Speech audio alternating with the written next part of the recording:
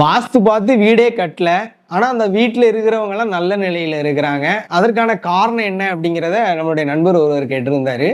இப்போ அவங்களுடைய வீட்டுடைய வாஸ்து அப்படிங்கிறத நான் பார்க்கக்கூடிய ஒரு சூழல் அமைஞ்சிச்சு. அந்த வீட்டில் வாஸ்துல எல்லாமே கிச்சன் இருக்க வேண்டிய இடத்துல டாய்லெட் இருக்குது, டாய்லெட் இருக்கிற வேண்டிய இடத்துல கிச்சன் இருக்குது. ஸோ எல்லாமே தப்பு தப்பா இருக்குது.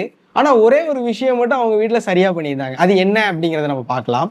நான் அபிஷானந்த குருஜி, நித்திய ஜோதிடத்திலிருந்து வாஸ்துவில் இருக்கக்கூடிய பிரச்சனைகளும் அதற்கான தீர்வுகளை பற்றி நம்ம வீடியோ பார்த்துட்டு இருக்கிறோம். இன்னைக்கு வாஸ்துபடி தவறாகவே வீடு இருந்தால் கூட உங்களுடைய வாழ்க்கையை சுபிட்சமாக்கக்கூடிய ஒரு சிறிய பரிகாரம் என்ன அப்படிங்கிறத பற்றி பார்க்கலாம்.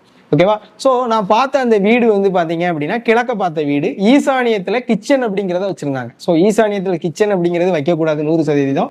ஆனாலும் அவங்க ஈசானியத்தில் கிச்சன் வச்சிருந்தாங்க. பட் அவங்க பண்ண ஒரே ஒரு நல்ல விஷயம் என்ன அப்படின்னா, வீட்டிற்குள் கிழக்கு இருந்து மேற்க வர ஒரே மாதிரி அந்த நிலைய அளவுகள் அப்படிங்கிறத கரெக்டாக மெயின்டைன் பண்ணி வீட்டிற்குள் சூரிய ஒளி எப்பொழுதுமே இருக்கிற மாதிரி, அதாவது பகல் பொழுதிலும் சரி மாலை பொழுதிலும் சரி வீட்டிற்குள் சூரிய ஒளி வருவதை அவர்கள் 100% அனுமதிச்சாங்க. ஓகேவா? இதுதான் வாஸ்துல ஒரு மிக முக்கியமான கோட்பாடு.